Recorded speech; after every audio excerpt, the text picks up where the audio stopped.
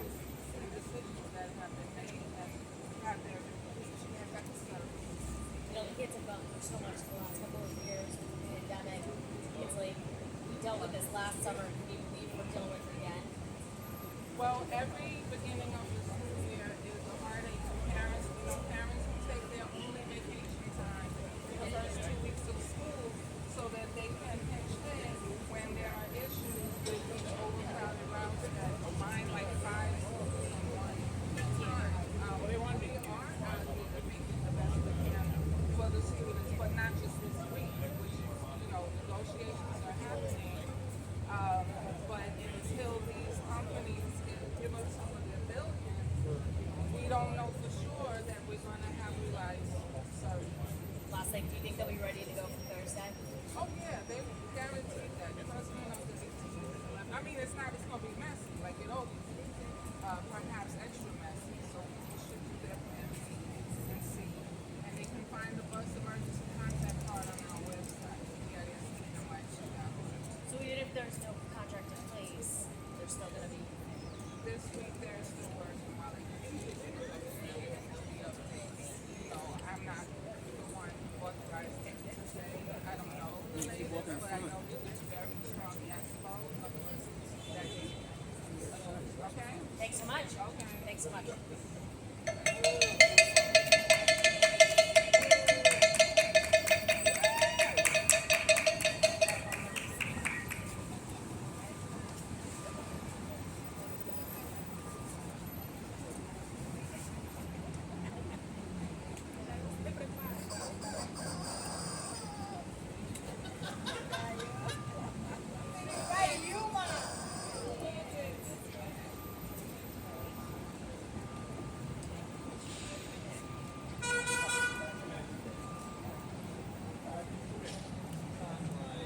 Hi, good afternoon.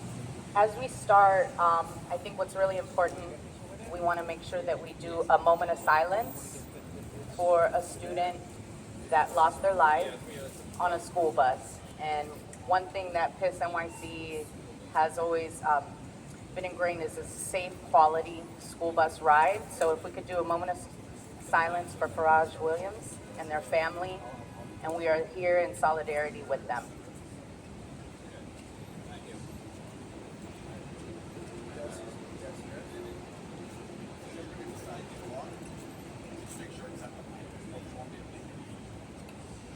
Carlos, stop for a second.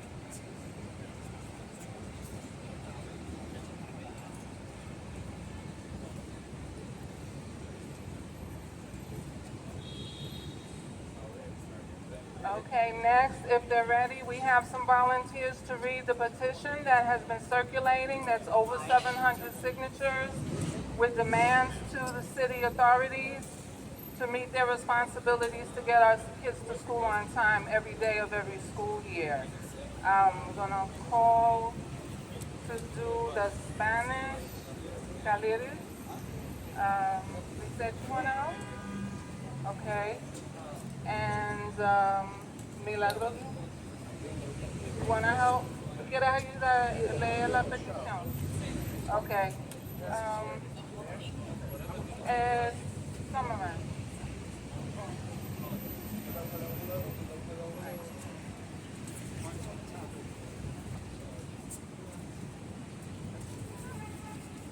Okay.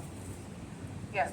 We have some school bus parents and supporters who are going to sum up the petition that includes demands from parent leaders to the authorities who are actually in charge of busing, even though they pass it all on to just the companies.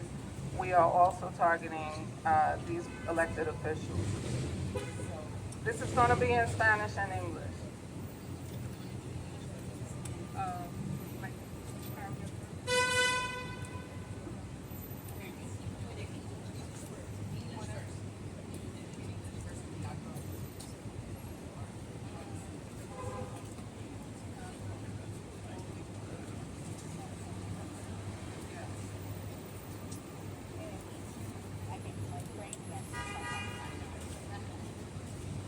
Good morning. My name is Talia Salas Ramirez. I am the Manhattan Borough President appointee to the panel for educational policy. I'm at the table when it comes to these conversations and am 1,000% aligned with the misleadership that the Department of Education has engaged in when it comes to busing for our students, all of our students. And the fact that the mayor has the audacity to say that this is a service that is provided to our students and not a given right that our students have is quite despicable. And so this petition is one that I have supported along with fellow colleagues. We know that over 150,000 New York City public school students are going to be affected if this strike happens. We're really concerned, particularly for students that are in temporary housing, as well as students with disabilities in foster care. We also serve students that are in charter schools and private schools and religious schools, but the majority of our students are from District 75, which means that they are children that are medically fragile and have very specific needs. The Department of Education has provided daily Metro cards. That's unfortunate because every day one of our kids could lose the cards, but also we need a long-term solution. We also have had issues with the ride share and the codes that have been provided to families. The ride share sometimes doesn't take the code, and we've had issues in terms of scheduling of children and families being able to get to schools. And so we want to work with the Department of Education in order to be able to support some of these contracts and support, of course, our bus drivers that deserve a living wage.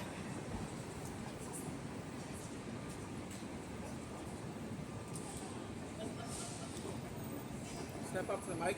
Step up. Buenos días a todos, gracias por estar aquí apoyándonos. En la petición, casi 150,000 estudiantes de las escuelas públicas de la ciudad de Nueva York se ven afectados si el alcalde Adams no evita una huelga de autobuses escolares al comienzo de este año escolar. Esta población estudiantil incluye estudiantes de viviendas temporales, estudiantes con discapacidad, estudiantes en hogares de crianza, estudiantes que asisten a escuelas autónomas, estudiantes que asisten a las escuelas privadas, no públicas, estudiantes que asisten a las escuelas religiosas y la mayoría de los estudiantes del Distrito 75.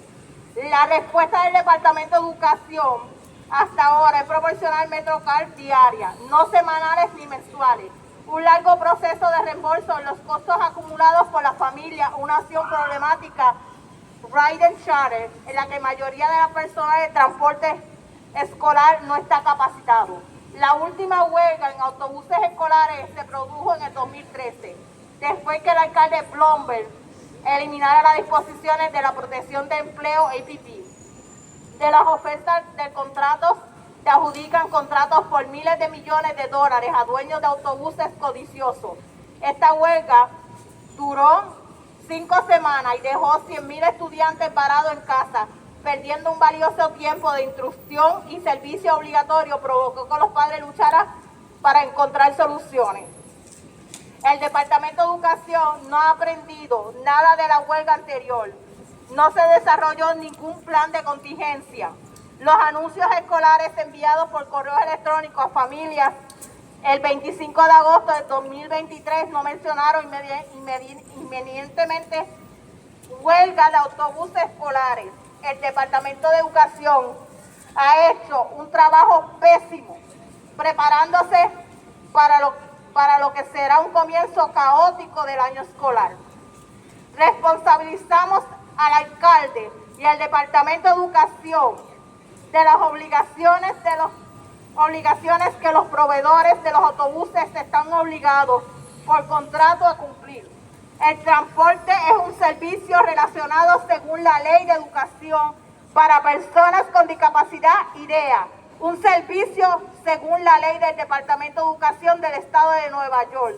El transporte de estudiantes de vivienda temporal está protegido por Mikey Bento si las empresas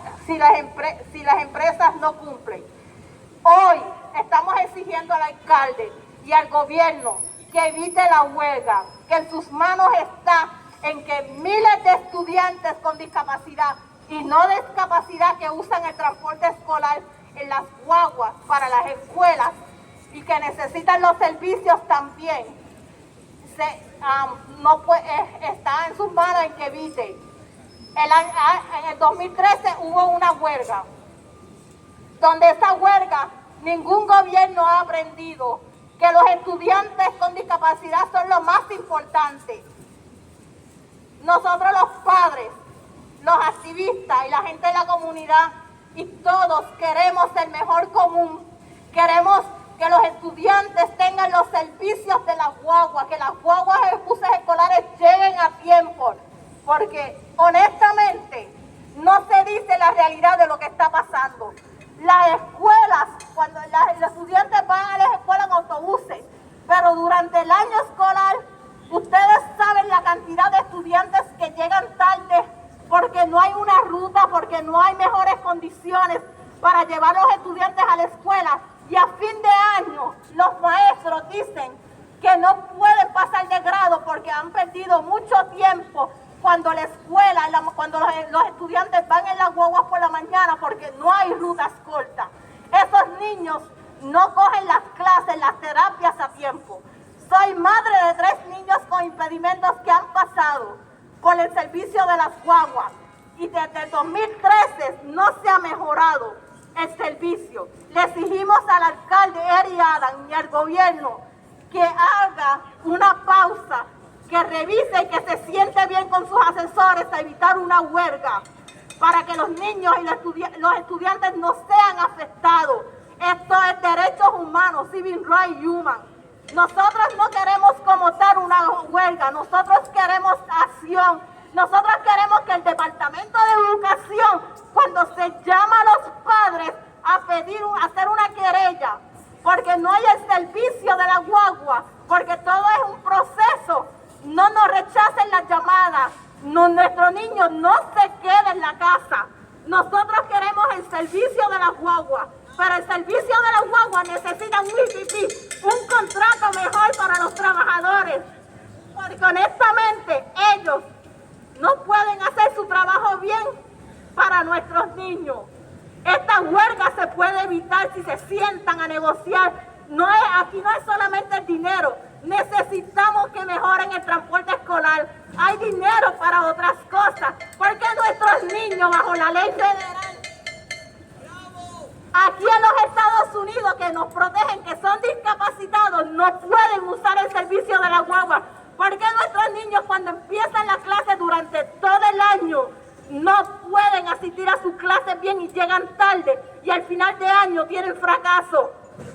La educación es principal, es gratis, no estamos pidiendo nada malo, estamos exigiendo derechos de los transportes escolar, derechos que los padres tengan y que se respeten los estudiantes, que se respeten las leyes y sobre todo que haya un contrato mejor para estos drivers, estos matronas que nos llevan a nuestros niños el transporte de la escuela a la casa y que las rutas sean más cortas, que ellos no tengan que pasar hambre, que no pueden ir al baño cuando salen de la escuela porque están en ese tapón y están 2 y 3 horas. Queremos que nuestros estudiantes estén bien. Si para todo hay derecho, ¿por qué para nuestros niños con discapacidad que la ley federal de IDEA protege no lo hay en este momento? Más respeto, por favor, a Eri Adams, más respeto a los gobiernos. Basta ya de abusos. En el 2013 hubo la huelga y esta que está aquí estuvo al frente de los padres y seguirá. Pero ya estamos cansados de este abuso y de las violaciones de derechos. Que pasen buenas tardes. Gracias. We want to thank Milagros for sharing her story. Her 3 children with disabilities have had multiple incidences where they haven't been able to get to school, and she shares the story of many parents across the city of New York. Every single month at the Panel for Educational Policy meeting, we receive complaints. Parents come and give testimony of the fact that their children was on a hot bus, that their children doesn't have a bus para, that their child, it took them 2.5 hours to get to school. and they're not meeting the mandated services of these children. Children with disabilities, children in temporary housing, children in foster care, and then they run the risk of not being promoted to the next grade just because they don't get to school on time and they miss those periods. And guess what? These kids also can't participate in certain after-school programs because sometimes the bus has to get there early to meet the mandates of those routes. There are over 10,000 routes of the buses in New York City, more than the MTA. We have to serve these children and we have to get them to school. And so we want to prevent the strike. We want to make sure that the Office of Labor Relations engages in honest, good faith conversations with the unions of these bus drivers. We need to make sure that if there is a strike, we provide a one-time allocation to every school based on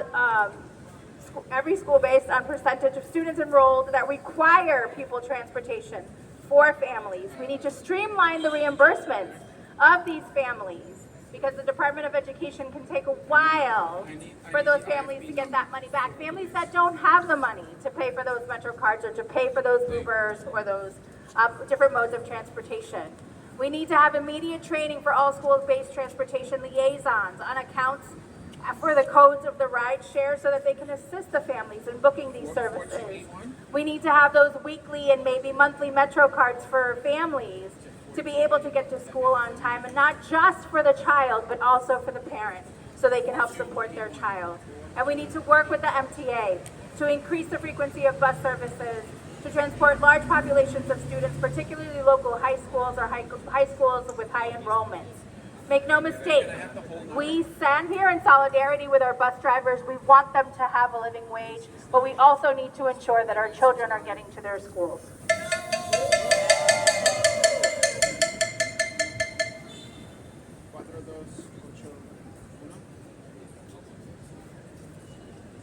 That concludes the petition. I just want to add, as a founding member of Parents to School Transportation, along with Johnny here and Milagros, the Bronx Pissed Warrior, that we have our scrapbook from the last strike, and almost word by word, the communication with parents has been, I would say, deceptive and inadequate. As they talk about these Metro cards and car services, they tried that before, and then there were meetings where parent leaders testified to 50% attendance, absence in the District 75 schools during that period. So this is not a casual thing.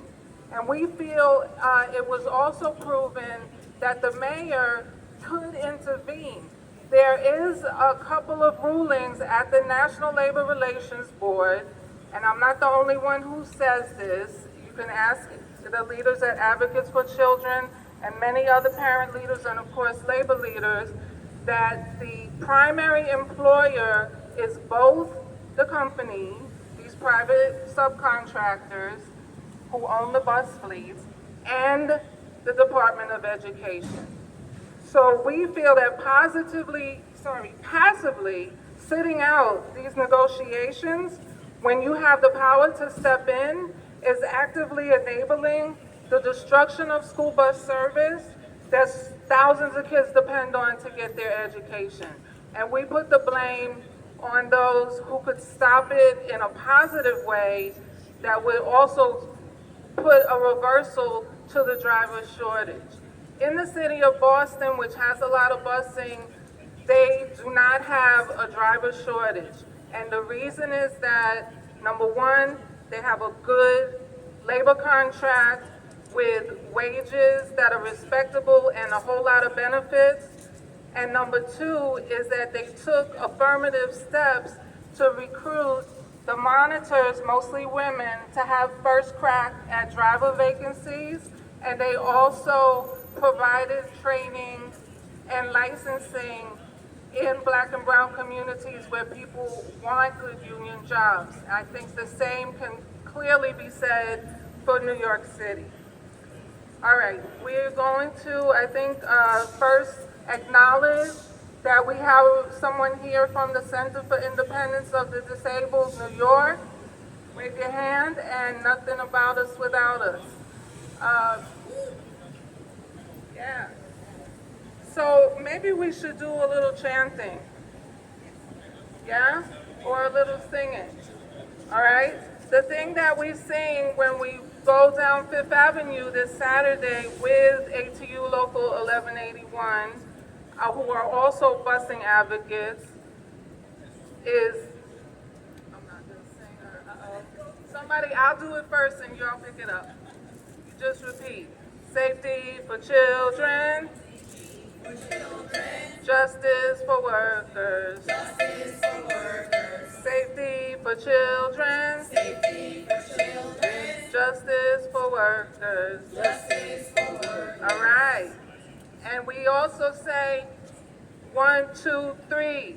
Pay the workers what they need. 3, 6, 9. Get the kids to school on time. 1, 2, 3. Pay the workers what they need. 3, 6, 9. Get the kids to school on time. 1, 2, 3. Pay the workers what they need. 3, 6, 9. Get the kids to school on time. Woo!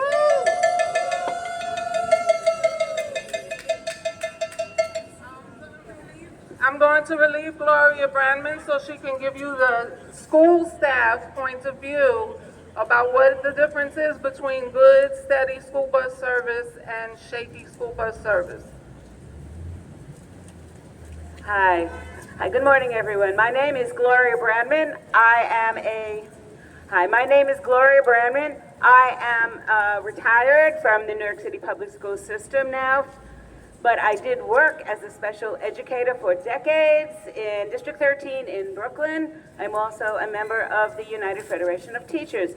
So I was a special educator, I was the IEP teacher. I spent a lot of my time, especially in the mornings, getting the kids when they would get off the buses, because the buses were oftentimes late. So somebody had to meet them there when they got there late. I also spent a lot of time helping the parents who had busing on their IEPs. And again, this was not a service, this was not a nice thing that the mayor was allowing the kids to have. It was a legal right because it was on their IEP. But just because it was on their IEP, it doesn't mean that the families were going to get that service. Sometimes they had to work at it, and I would help them as well, dealing with the Department of Transportation. Not easy. And when the kids came to school late, they were tired. Sometimes they were on the bus for a very long time because there just were not enough bus routes, because there just were not enough school bus drivers to accommodate all the kids. Or they would get to school late because their bus picked them up very late. So, although I've been out of the system now for a few years, I understand it hasn't gotten any better. So in order to make it better for our kids, we need more bus drivers. The bus drivers need to get a fair, decent wage so that they can support their own families and so that they can stay healthy to do their job. And the last thing I want to say is, if there is a bus strike, I surely hope and expect that my union, the UFT, will be standing out on the lines. We'll be out there walking the lines with the union on strike. So again, thank you all for being here, and let's hear it for our bus drivers and our students with their IEPs who need this service. Thank you.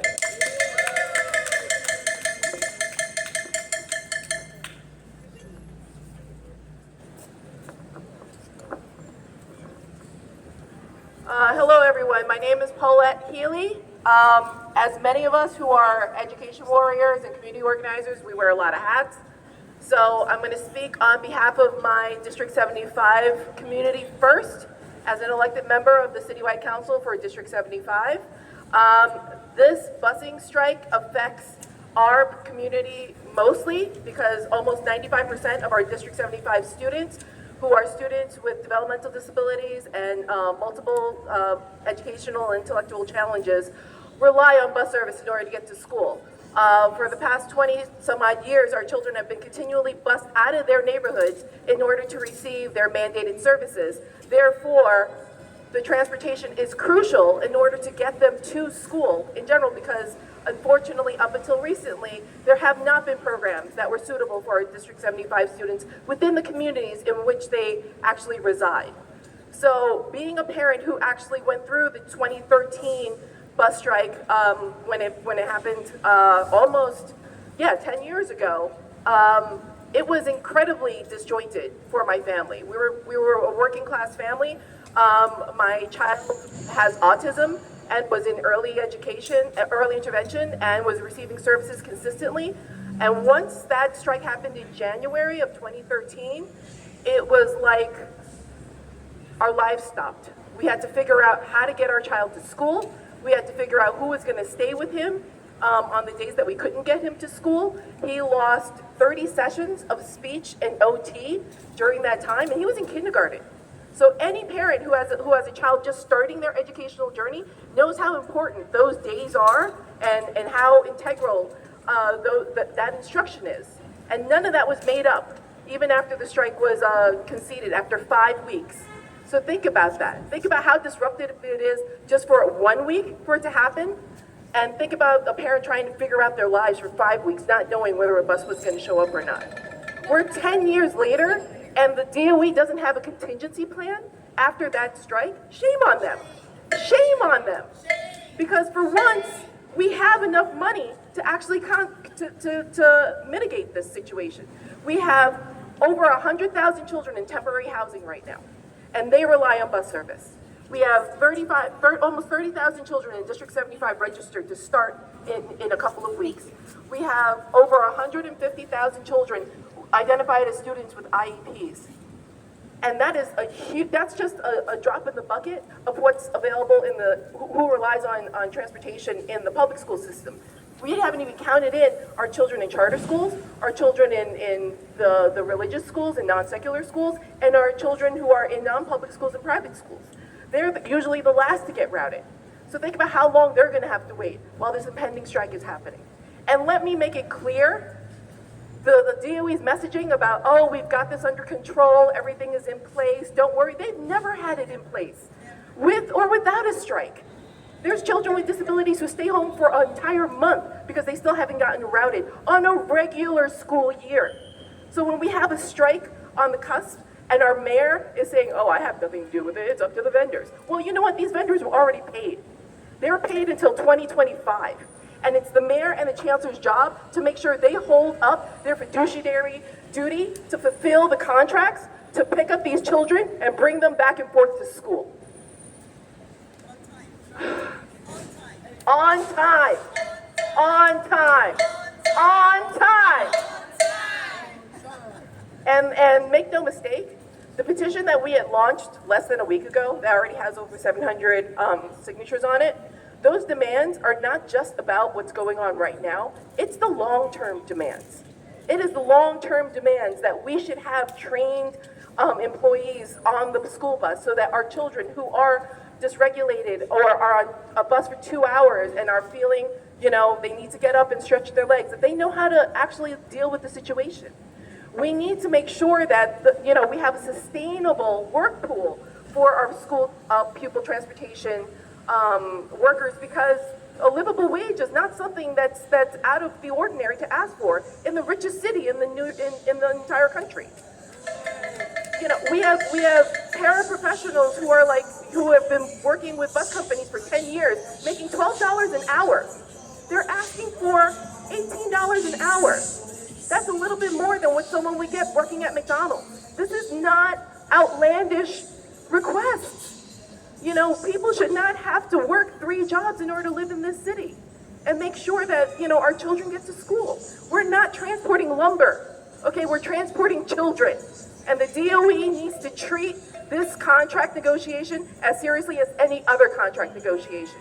And keep in mind, our bus staff, they're parents, just like we are. Our school staff, they're parents too. How are they gonna get their kids to school in the morning without bus service? Our parents, our CUNY students, they have kids in the system as well. We all rely on this. And the fact that the mayor and the chancellor is trying to tell us, don't worry about it, we have this under control, they never had it under control. And I'm sick of the gaslighting already, okay? So please, we appreciate all of our press partners being here today, and we hope that with the continued pressure, they will be able to come to a conclusion on this contract and have like long-term solutions put into place in order to service our children with disabilities across the city. Thank you for that. The statement that I'm going to read right now is from the Educational Council Consortium. They are a grassroots group of parents, caregivers, advocates, and community members who fight for equity in our school system and are unapologetically anti-racist. And they stand in support with us, and they have this statement that they would like me to read. While the bus driver strike has been averted for the first week of school, which I still don't believe, the union contract negotiations are still ongoing and a strike is still possible. The ECC calls upon the chancellor to develop a solid contingency plan in case of a strike, which may affect as many as 150,000 students, including students in temporary housing, students with disabilities, students in foster care, students attending charter schools, students in non-public private schools, and students attending religious schools. Many of these students have the right to a school bus under the IDEA and/or McKinney-Vento. This means the Department of Education has a legal obligation to provide transportation to these students. And just so you know, New York State actually awarded $7.5 million in the McKinney-Vento Act for additional funding for the past 3 years, just to New York City specifically. So don't tell me there isn't money. The ECC's contingency plan in case of a strike the DOE contingency plan in case of a strike is woefully lacking. The DOE proposed Metro cards, but not the unlimited kind. So think about having to go to your school every day for a daily Metro card in order to get your kid back and forth to school. It's ridiculous. A reimbursement for transportation costs paid by families, but would take a long time, and a rideshare option which is unfamiliar to most school staff, let alone families. These are not viable solutions for a strike that may go on for more than a week. In fact, the bus strike of 2013 lasted 5 weeks and resulted in extreme hardships for thousands of families. The DOE should have learned from that strike to develop a plan that minimizes the impact on our most vulnerable students who rely on bus services, students with disabilities, and students in temporary housing. The Educational Council Consortium, ECC, supports our bus drivers, attendants, and mechanics in their fight for a fair labor contract that provides bus workers a livable starting wage and a fast path to a maximum salary. These are the necessary steps that will greatly help encourage new hires and to minimize turnovers. This should also help to address the staff shortage, which has plagued the busing system, resulting in excessively long routes. The ECC also recognizes that many bus staff are parents who have children in our public school systems, and these bus staff provide an essential service for our students, and as such, must be treated fairly and equitably. Fostering a stable workforce in the school bus sector ensures that our children are able to get to school on time every day. Thank you.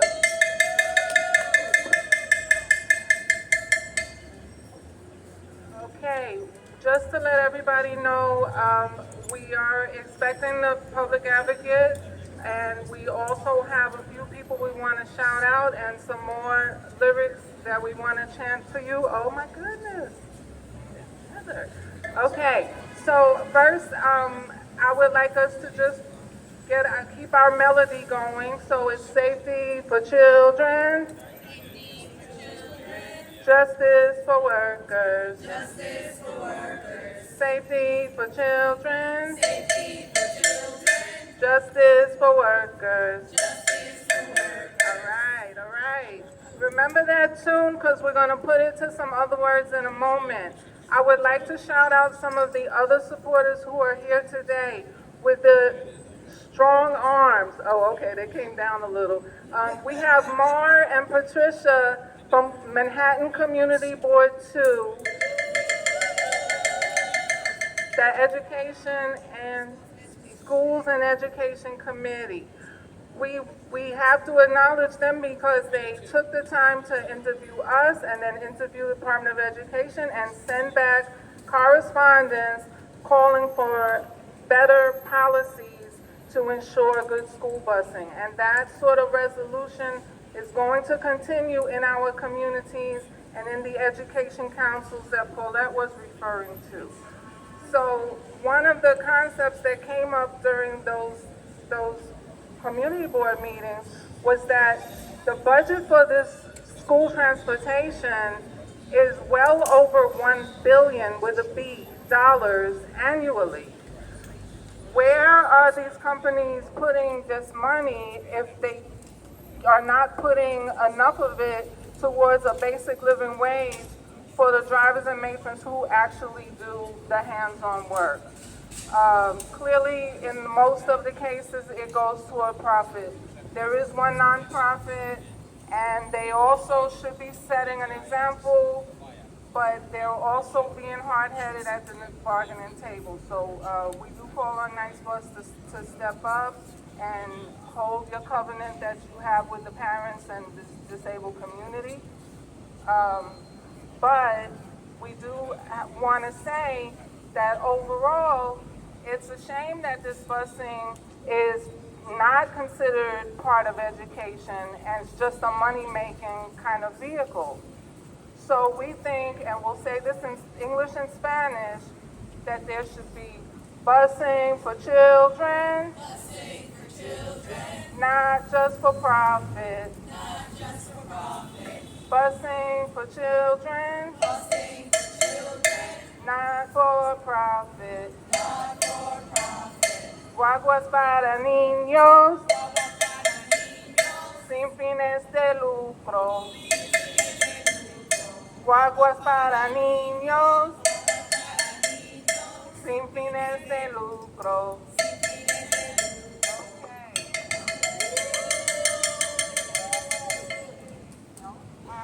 All right, I want to continue to acknowledge people here who have been in this struggle a long, long time.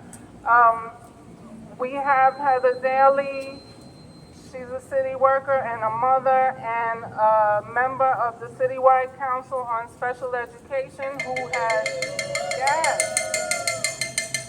has, like the rest of us, had to intervene for parents who didn't know where to begin when they had either no bus or no bus paraprofessional or a route that's making them 2.5 hours late for no good reason, other than the convenience of the company. And we also have here Lisette Colon from Ostos Community College.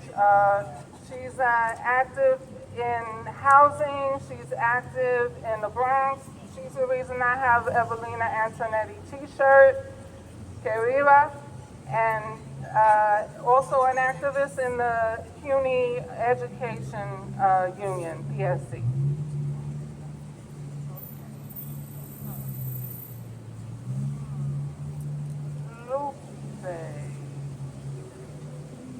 Okay, Caliris is tied up talking to somebody. I was hoping to get her point of view. Did you wanna? Gibson? Yes? No? Okay, putting people on the spot. All right, what I'm gonna do then is if we could just have a volunteer. There's a flyer from 2013.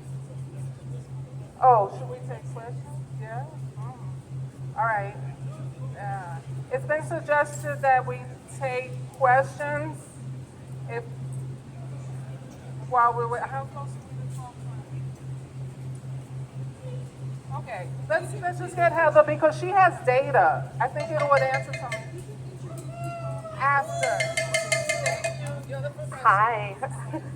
So the CCSE last year, we ran a survey of parents that take the bus. We had over 300 responses to our survey. And the details that we got and the data we got was really disappointing. It shows that many parents have children who are on buses for a very long time, buses that don't show up, kids who are left sitting on the bus for hours on a route, no paras not able to attend school because their para isn't showing up or they don't have a nurse assigned to them. And this was the majority of the 300 parents that responded to our survey. It wasn't an isolated incident here or there, and it was very disappointing and heartbreaking to hear some of the stories. Another big issue when it comes to busing that a lot of folks don't realize is that the Office of People Transit in New York City Public Schools is not just responsible for getting students to our public schools for busing, they're also responsible for getting any child with an IEP with busing to 853, which are non-public, state-approved schools, private schools, and charter schools. These are all children that have special needs and disabilities, and they require a school bus to get them to school. And OPT is responsible for them as well. We are doing a survey right now of 853 parents who cannot access a My Student account. And when you can't access your My Student account, you can't access your busing information. Busing information is pretty much solely distributed through those accounts. And we've even had parents report that this year, those who had access lost their access over the summer. And so these parents are left in the dark. They're calling their bus company. They call OPT. OPT says, call your school. They call their school. Their school says, call the bus company. The bus company says, call your school. And they just get the runaround. It takes hours and hours of time to resolve a busing issue on your own as a parent. So it's just important to know that they're also not busing kids to private schools. They're also not busing kids to non-public state-approved schools. These are all children that are placed there because the New York City Public School cannot meet their disability needs. So just wanted to bring that up. I think the public advocate is here. So What's your name? my name is Heather Daly. I serve on the citywide Council for Special Education. I'm also a parent leader in my community. And I do a lot of busing escalation for parents and families. Do you want me to hand it over to our public advocate, Jamani Williams?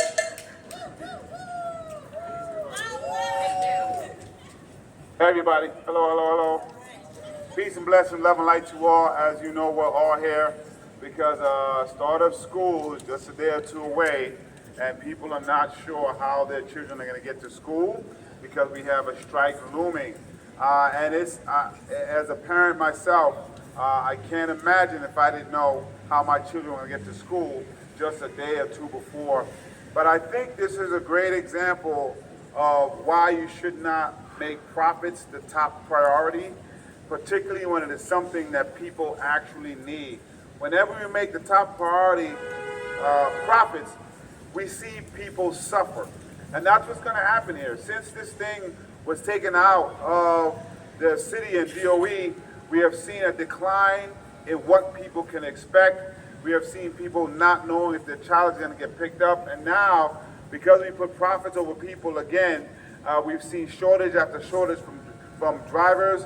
And now we see a looming strike for people who are simply trying to get an honest day's work and for an honest day's pay for an honest day's work and protections that they should have, that they did have before this arrangement occurred when they lost the EPPs in 2013. So I'm hoping that the Chancellor and the mayors pay attention because perhaps it's time to take it away from the folks who are focused on profit again and bring it back so that the city and the DOE are the ones who are doing it. Because I think we were getting some better service back then, and we definitely weren't making sure, we were making sure that our kids were getting ready to school, making sure our kids were getting to school, and that profit wasn't the main thing. And that is a very frustrating thing to see when people can't get what they need, can't get the wages that they need, can't get the employee protections that they need. And the people who suffer are students. And of course, within the students who need the most help and the most attention are going to get hit the worst. So the ones who are in foster care, the ones who are in homeless shelters, students with disabilities, communities of more color who are in low-income communities, they're going to be the ones that get hit the worst, and they are always the ones who need the most help, but seem not to get it. So my hope is that everybody can come to the table before a day or two when it's time to go back to school, so our kids will know how they're getting to school and how they're coming back. We just came past the pandemic. People are still trying to get over the impact of the pandemic, particularly our young minds. The last thing they need now is trying to figure out how they're going to get to school and how to come back. And I hope that our New York City government and DOE are paying attention about what's happening with the profits over people. So thank you so much. Peace and blessing, love and light to you all. And my prayers for all the parents as they're going back to school. And I love the acronym PISS. Peace, everybody. Thank you so much. And we know that the duty of the Public Advocate's Office is to make sure all the other agencies are fulfilling their charter. Is that correct? So education needs to fulfill transportation to get these children to the school. We have, if she's ready, another mom who's had children on and off the bus, who works with a lot of families in a lot of communities, especially the Lower East Side, and parents who are navigating the Administration for Children's Services and foster systems, and there is a particular impact that busing or the lack of busing in a strike could have for those communities. So we want to call up Flora Huang and Daniel from Lower East Side Community Partnership Project, please. Give her a warm welcome. Busing for everyone who needs it. Hi, so my name is Flora Huang, as Sarah stated. So I have been, well, I'm a school bus parent for both of my kids. My older son attended Tag Young Scholars, and I remember the last school bus strike very well. I can tell you, we were tired taking turns, taking our kids from Washington Heights to East Harlem every day, or every other day when we took turns. My younger son also uses the school bus too, but I'm speaking today for the impact that this has on children in foster care. So for the past 15 years, I've worked in the field of child welfare, supporting Lower East Side families with child welfare involvement. And when the school bus strike, I remember when I was coordinator for the Lower East Side Community Partnership Program, which at that time was ACS funded, we came across quite a few families who were impacted because of the school bus strike. We're talking about children who had to be taken from one foster home to another foster home because the foster parent was unable to take the child to the child's school. It causes a serious disruption for many of our families in foster care. When children are reunified with their parents, but they're still in a school that's very far away from where they live, this has a serious impact on many parents who already are juggling a lot of services. And so we are hoping that there is going to be something that will be resolved and that we know that our families are going to be supported.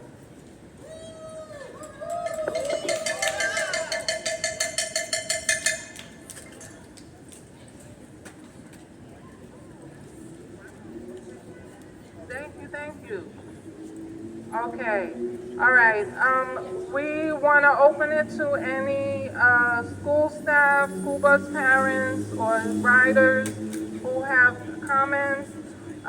Lupe Hernandez, if you have anything to add about the okay, all right. She can't, that's fair. And Kaliris, Doctora, did you want to say anything from your particular role, or you dealt with it? Okay. All right. So what we do know going forward, I haven't had a chance to check my phone for any update from the local, but we held a town hall last Friday, and as was reported in some media outlets, the president has given his word to the parents that there will be busing on Thursday and Friday. Some of you will need to check your NICSA account if you can find it. There's some information about that on our website, pistnyc.org. Some of you will need to answer your phone if there's a strange call coming in, because it might just be your new bus driver doing a dry run, or your new school bus attendant, or even the one from last year, because, whatever they work out, don't ignore calls that you would normally ignore. We want to thank again school bus dad and granddad, and soon great-granddad of a school bus rider, Johnny Stevens from PIST, for holding down our sound. We thank all of the journalists who are here today, and we will have a few people available with experience who you've already heard to comment further one-on-one if that's what you prefer. That's it. Okay. Get the kids to school on time.